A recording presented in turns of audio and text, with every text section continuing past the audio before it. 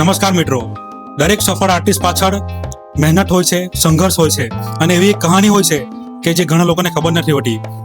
તો આજે આપણે એક એવી જ કહાની સાંભળવા માટે આવ્યા છે વલસાડ જિલ્લાના જુજવા પાટરી ગામના એક પાર્લર જેનું નામ છે દુલ્હન બ્યુટી પાર્લર. અને આપણી સાથે આજે ઉપસ્થિત છે દુલ્હન બ્યુટી પાર્લરના માલિક નિતિક્ષાબેન પટેલ.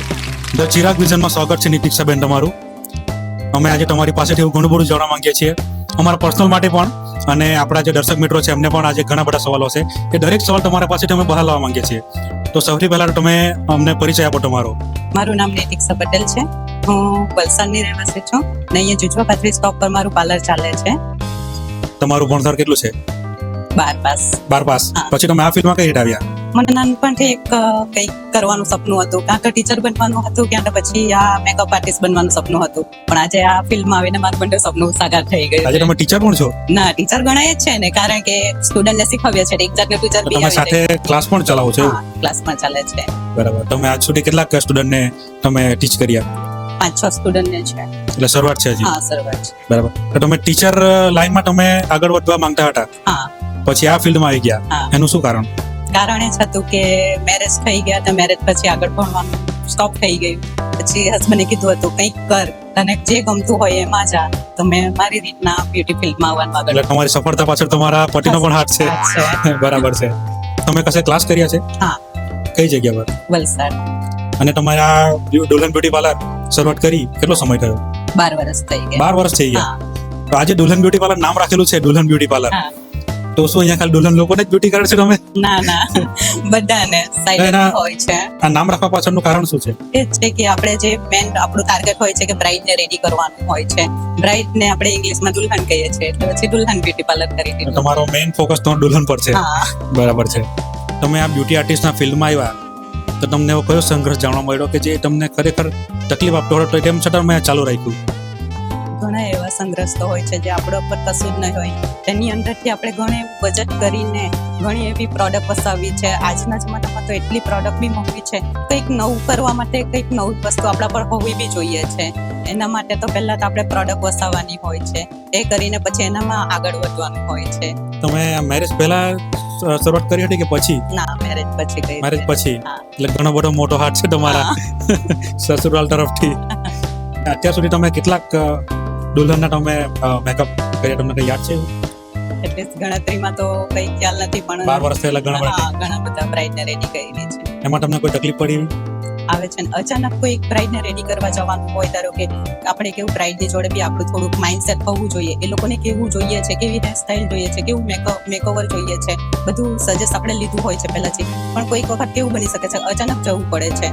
અચાનક ગયા હોય તો નહીં આપણે ક્લાયન્ટનું કંઈક ખ્યાલ હોય છે, એમનો ફેસ નહીં જોયો હોય છે. એવી બ્રાઇડને રેડી કરવી હોય એટલે અમારા માટે એક મોટો સંઘર્ષ જ કહેવાય છે.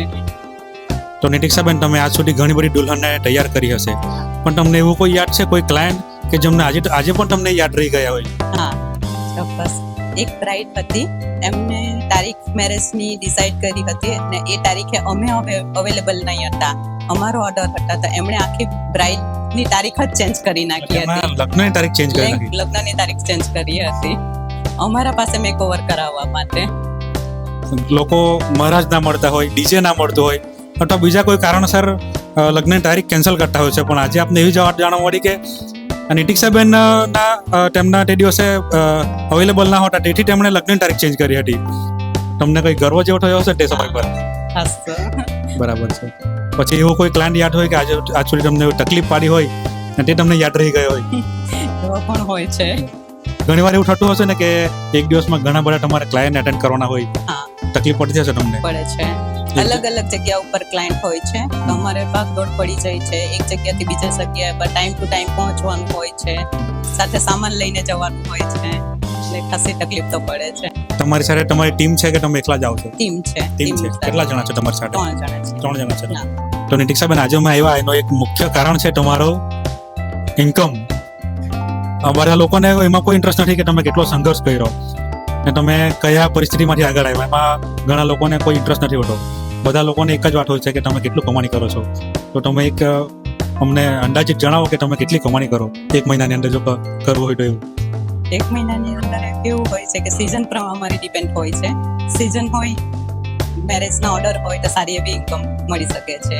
ઓફ સિઝન હોય તો પર આપણે કામ પર ડિપેન્ડ કરે છે. નિતિક્ષાબેન, તમે એક આમ અંદાજો અમને એક આપો કે બ્યુટી આર્ટિસ્ટ તરીકે એક દિવસમાં કેટલી કમાણી કરી શકે? એક દિવસમાં 10,000 બી કમાઈ શકે છે. આપણા કામ પર ડિપેન્ડ કરે છે. મિત્રો, નિતિક્ષાબેન ક્લાસ ચલાવે છે તો આપણે કાલથી એ ક્લાસમાં આવવાના છે, કારણ કે એક દિવસની કમાણી 10,000 પણ થઈ શકે છે.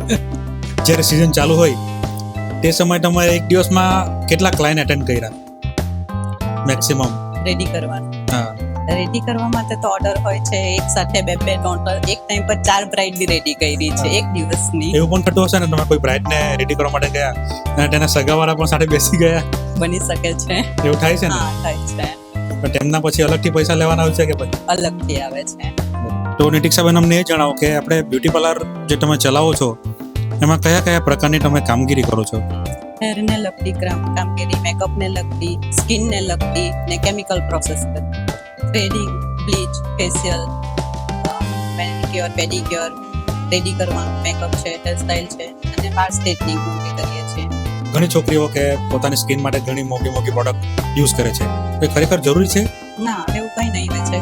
કોઈક વખત નાની એવી સસ્તી પ્રોડક્ટ હોય ને એ પણ સારું એવું કામ કરી જાય છે. મેન જરૂરી શું હોય છે, આપણા સ્કિન હિસાબે પ્રોડક્ટની અંદર જે ઇન્ગ્રેડિયન્ટ્સ હોય છે એ જરૂરી હોય છે. તો આજે તમે દુલ્હન બ્યુટી પાર્લરમાં જે તમે બધા કામકાજ કરો છો, શું એ ઘરે થઈ શકે બધું? ના, બધી જ વસ્તુ ઘરે નહીં થઈ શકે. શું કારણ એનું? નોલેજ હોવા જોઈએ. મેન વસ્તુ તો નોલેજ હોવા જોઈએ. આપણા પર નોલેજ જ ન હોય, યુટ્યુબ પર જોઈને કે સોશિયલ મીડિયાથી જોઈને જે ઘરગથ્થુ આપણે પ્રોડક્ટ યુઝ કરીએ છીએ એનાથી સ્કિન વધારે પડતી બી ડેમેજ થઈ શકે છે. એવું કોઈ દિવસ બન્યું છે કે તમે મેકઅપ કર્યો હોય ને ખરાબ થઈ ગયો હોય? કોઈક વખત બની શકે છે. એવા કારણથી બની શકે છે કે જે બ્રાઇડ હોય છે એ લોકો ઘરગથ્થુ કંઈક યુઝ કર્યું હોય, પ્લસ એ લોકોની સ્કિન કેર પ્રોપર ન હોય તો એવું થઈ શકે છે. મેકઅપ બી બગડી શકે તે છે. સમયે ક્લાયન્ટનો રિવ્યુ કેવો હોય? એ લોકો આપણા પ્રત્યે કંઈક અલગ જ વિચારે છે કે આ લોકોને આવડતું નથી એમ. પણ બધી જ વખત મેકઅપ આર્ટિસ્ટની ભૂલ નહીં હોય છે. તો પૈસા પછી કાપી લે એ લોકો કે કેવું કરે? આપણે સમજીને ઓછું લેવું પડે. ઓછું લેવું પડે? કેમ કે મેન આપણા માટે ક્લાયન્ટ હોય છે. એ લોકો આપણી જોડે જો કંઈક ગેરસમજ રાખીએ તો પાછું નેક્સ્ટ ટાઈમ આવશે નહીં. એવું એવું બની શકે કોઈ દિવસ ઝઘડો થઈ જાય તમારો એમની સાથે? ના, ઝઘડો તો નહીં થયો આજ સુધી. તમારા એરિયા મુજબ અલગ અલગ ભાવ છે કે બધા સેમ રેટ ચાલે? બ્રાઇડની ડિમાન્ડ હિસાબે બ્રાઇડની ડિમાન્ડ. એ લોકોનું પેકેજ કેટલા ટાઈમ રેડી થવાના છે. અને તમારે આમ સ્કિન મુજબ તમારે મેકઅપ કરવો પડતો હોય? હા, સ્કિન પ્રમાણે. તો કેવી રીતે નક્કી કરે કે આ સ્કિન પર આજ ને એવું કંઈ એનું તમે? ઓઇલી સ્કિન હોય, નોર્મલ સ્કિન હોય, એ પહેલું તો જોવું પડે છે. બ્રાઇડની સ્કિન કેવી છે, કોઈકની ફેર સ્કિન હોય છે, કોઈકની શ્યામ સ્કિન હોય છે. એ જોઈને અમારે મેકઅપ ડિસાઇડ કરવું. કેવી રીતે ફાયદો કરાવે ઇન્સ્ટાગ્રામ તમને? નેટ પર જોઈને, આઈડી પર જોઈને કેવું મેકઅપ કરેલો છે, કેવા રેડી કરેલા છે, એની અંદર જ જોઈને પછી આવે છે આપણી પાસે. તો આપણા કોઈ બેન તમને ફોલો કરવા માંગતા હોય તો આઈડી નામ તમે જણાવો. દુલ્હન પાર્લર 106. એવો કોઈ દિવસ આવ્યો કે તમને એવું લાગ્યું હોય કે તમે આ બંધ કરી દઈએ? નવું જ્યારે હતું, શરૂઆતમાં હતું ત્યારે એવું થતું હતું કે કસ્ટમર આપણી ઉપર જલ્દી ટ્રસ્ટ નહીં કરી રહી, એટલે કસ્ટમર આવતા નહીં હતા તો ઘરમાંથી બી નાખીને ઘરનું આ ભાડું પડતું હતું. બંધ કરી દેવાનો વિચાર તો નહીં થયો. પડકાર તો પડે છે બધાને છે. આ પાર્લર તમે અહીંયા જે છે એ કેટલા સમયથી ચલાવો? 12 વર્ષ. 12 વર્ષથી અહીંયા તમે એક જ જગ્યા પર છો? એક જ જગ્યા. તો મતલબ આજુબાજુના વિસ્તારના લોકોને તમારા પર વિશ્વાસ આવી ગયો? હા. ઓફ સિઝનમાં પણ ચાલુ રહી? ઓફ સિઝનમાં બી ચાલુ રહે છે, સન્ડે બી ચાલુ રહે છે. તમે અહીંયા કોઈ પ્રોડક્ટ તમારે એવું વેચો ને એવું કંઈ છે? હા, કઈ બધી જ છે. મહેંદી છે, સ્કિનની પ્રોડક્ટ છે.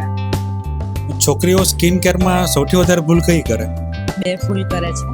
પહેલું તો રાત્રે સૂતા પહેલા ફેસ ક્લીન કર્યા વગર સૂઈ જાય છે. મેકઅપ હોય તો પણ નહીં રિમૂવ કરે.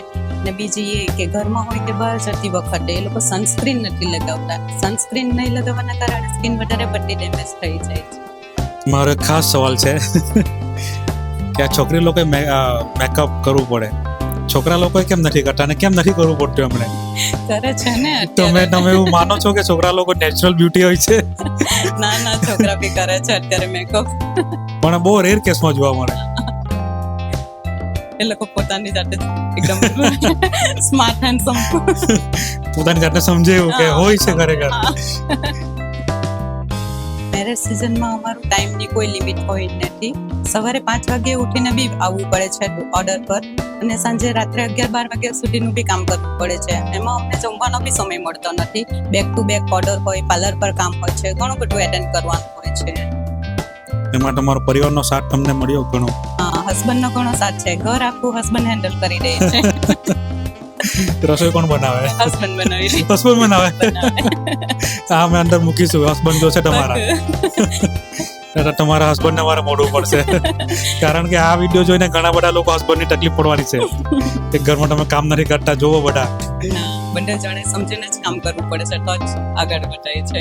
તો આ તમે જે ઓર્ડર પર જાઓ છો, ઘણી વાર રાતે લેટ થઈ જાય છે, તો તમને ઘરથી લેવા આવે કે કેવી રીતે તમે જાતે જ તમે જાઓ ને આવો છો? ને 3 છોકરીઓ હોય છે એટલે હું જાતે જ જાઉં છું ને જાતે જ આવી જાઉં છું. તો તેમાં તમને રાતને આમ ડર જેવો નથી લાગતો કઈ? કોઈક વખત લેટ થઈ જાય ત્યારે એવું લાગે છે કે ડર લાગે, પણ તો કોઈક વખત બોલાવી લઈએ છે કે આવો નજીક લેવા માટે. તમે પાર્લર માટે જાઓ છો, લોકેશન પર જે લોકેશન હોય તે, ત્યાં તમને કેવી સુવિધા મળે? કોઈક એવા સારા કસ્ટમર હોય તો ખાસ એવી સુવિધા, પાણીનું બી પૂછે છે, ઠંડુ આપે છે, ચા નાસ્તો કરાવે છે. કોઈક જગ્યા ઉપર જઈએ છે તો પાણીનું બી બહુ નથી પૂછતા, સાથે જોડે લઈને જવું પડે છે. પણ પૈસા લોકો ટાઈમ ટુ ટાઈમ બધા આપી દે છે? કોઈક આપી દે છે, હાથ ટુ હાથ આપી દે છે. કોઈક તો પૈસાના માટે બી ખાસું એવું આપણને તડપાવે છે. એવા એવો કડવો અનુભવ એકાદ જણાવો અમને.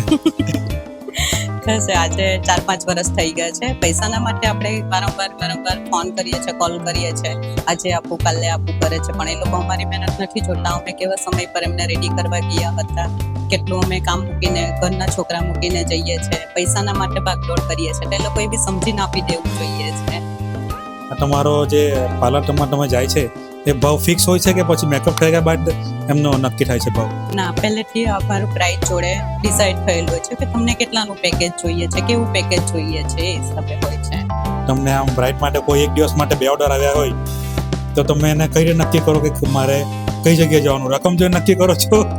ના, એવું નહીં હોય. જે ફર્સ્ટ બ્રાઇડ હોય એ પહેલી પ્રાયોરિટી હોય છે, પછી મોટી બ્રાઇડ હોય કે નાની બ્રાઇડ હોય, જે પહેલો ફર્સ્ટ ઓર્ડર એ ફર્સ્ટ ઓર્ડર હોય છે. તમે એમ કેવી રીતે નક્કી કરો કે એક બ્રાઇડ છે એમાં તમારા પ્રોડક્ટની તમારો વધારે ખર્ચો થશે અને બીજી બ્રાઇડ છે એમાં તમારો ઓછો ખર્ચો થશે, એવું તમને અંદાજો આવી જાય છે પહેલેથી?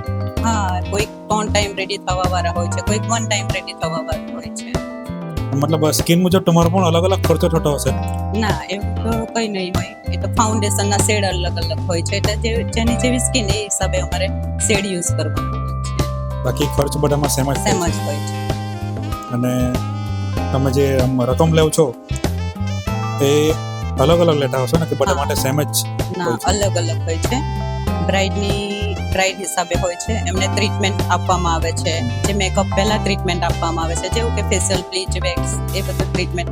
એ લોકો કેવી ટ્રીટમેન્ટ લે છે એના ઉપર ડિપેન્ડ કરે છે, કેટલા ટાઈમ રેડી થવાના છે એના ઉપર ડિપેન્ડ કરે છે, કેવી જ્વેલરી પહેરવું છે એના ઉપર ડિપેન્ડ કરે છે. એ જ્વેલરીનું બધું ટેબલ આવે કે તમારે લઈ જવું? અમારી હોય છે. તમારી હોય છે? ભાડે તમે આપો છો? એવું ભાડે નથી આપતા, એ બધું બ્રાઇડનું પેકેજની અંદર ઇન્ક્લુડ હોય.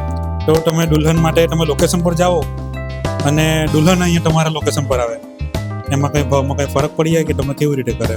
હા, ભાવમાં ફરક પડે. અહીંયા આવે તો તેમના માટે ઓછો હોય છે અને ત્યાં જાય તો થોડો વધારે. દુલ્હન પાર્લર પર આવે તો વધારે સારું પડે. એનું શું કારણ?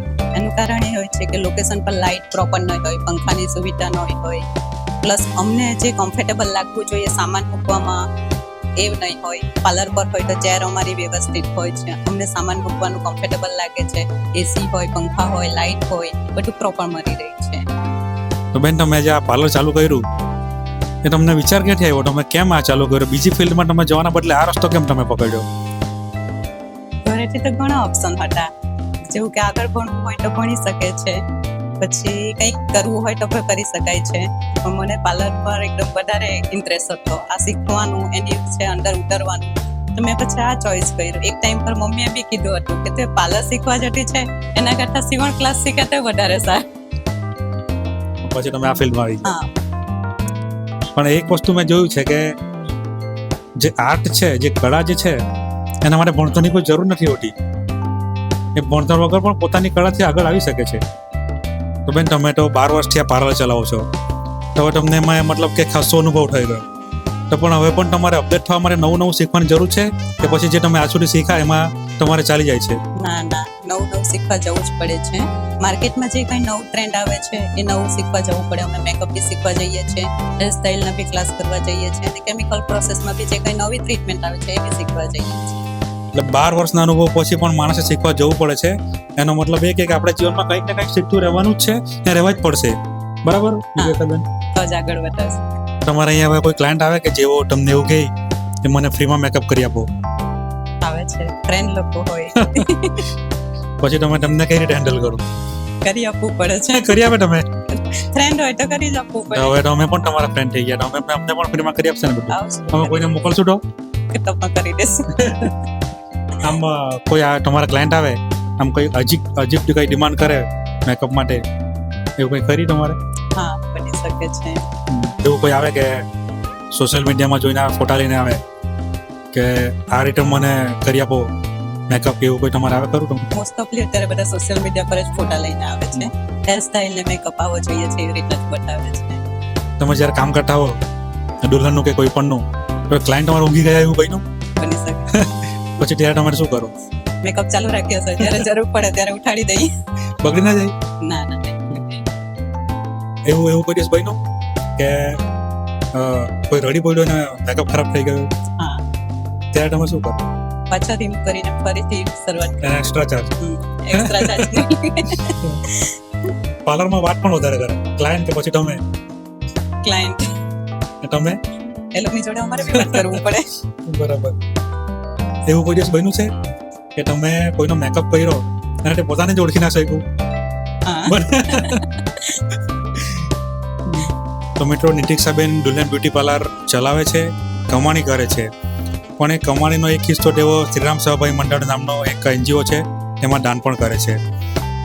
અને અત્યારે તમે થોડા દિવસ પહેલા એક વિડીયો પણ જોયો હશે, તે મુજબ નિતિક્ષાબેન તરફથી એક ખાસ ઓફર છે તેમના માટે કે જેમના દીકરીના મા બાપ નથી અને તેમની પરિસ્થિતિ ખરાબ છે અને તે દીકરીના જો લગ્ન હોય તો તે લગ્ન માટે તે દીકરીને નિતિક્ષાબેન એટલે કે દુલ્હન બ્યુટી પાર્લર તરફથી એકદમ ફ્રીમાં બ્રાઇડલ મેકઅપ કરી આપવામાં આવશે. તો આ જે એમની તરફથી જે ઓફર છે એમના વિશે આપણે તેમની પાસે થોડું જાણીએ કે નિતિક્ષાબેન, તમે જે ઓફર આપી છે એનું કારણ શું છે? તમે તમારા મનમાં વિચાર કેવી રીતે આવ્યો? મેં ઘણા એવી બ્રાઇડને રેડી કરવા જાઉં છું, તો જે પૈસાવાળા છે, જેની પરિસ્થિતિ સારી છે, એ લોકો તો વ્યવસ્થિત તૈયાર થાય છે. ને મેં એવા બી ક્લાયન્ટ કર્યા છે કે જે લોકોની પરિસ્થિતિ ખરાબ છે, એ લોકો થોડા બજેટમાં એડજસ્ટ કરે છે. તો મને રેડી કરતાં એવું વિચાર્યું કે મારે બી કંઈક એવું કરવું જોઈએ કે જેમના મમ્મી પપ્પા નથી, જેમની પરિસ્થિતિ ખરાબ છે, એમને બી સારા દેખાવાનો એક અધિકાર છે. તો એ લોકો કેવી રીતના આવી રીતના વ્યવસ્થિત કે આટલું મોટા બજેટમાં રેડી થઈ શકે. તો મેં મારી રીતના એવું કર્યું છે કે જેમના મમ્મી પપ્પા નથી એમને મેં મારી રીતના ફ્રીમાં રેડી કરીને એ પણ એકદમ મસ્ત રેડી કરીને આપીશ. ખૂબ એમના વિચાર ખૂબ સરસ છે, કારણ કે આજના જમાનામાં કોઈનું વિચારતું નથી. કહેવાય છે ને આમ ઘર કળિયુગ ચાલતો છે તેવો સમય અત્યારે ચાલી રહ્યો છે. તે સમયમાં નિતિક્ષાબેન તરફથી એક એમના ભાવ મુજબ તેમના ફિલ્ડમાં તેઓ સેવા આપી રહ્યા છે. તો આ માધ્યમથી, ચેનલના માધ્યમથી નિતિક્ષાબેનને હું થેન્ક યુ સો મચ કહેવા માંગુ છું, કારણ કે એમના જે કહાની છે એમના તરફથી ઘણા લોકો પ્રેરણા લેશે અને લેવી જ જોઈએ. કારણ કે આપણા સમાજમાં એવા ઘણા બધા એવા છે કે જેમને આજે 2 સમય ખાવાનું પણ નથી મળતું. તો એક તો તેમના મળેલા દાનથી ઘણા લોકોને ભોજન મળતું છે, શિક્ષણ માટે ઘણા લોકોને નોટબુક કે શૈક્ષણિક કીટ મળતી છે અને તેમના ફિલ્ડને લગતી પણ તેઓ સેવા કરી રહ્યા છે. તો એમના માટે નિતિક્ષાબેન તમારો ખૂબ ખૂબ આભાર. નિતિક્ષાબેને તેમના બિઝી શેડ્યુલમાંથી આપને થોડો સમય આપ્યો તે બદલ નિતિક્ષાબેનનો ખૂબ ખૂબ આભાર. નિતિક્ષાબેન, તમે આવી રીતે કામ કરતા રહેજો અને સેવામાં પણ સહભાગી બનતા રહેજો એવી અમે ભગવાનને પ્રાર્થના કરીએ છીએ. Thank you so much.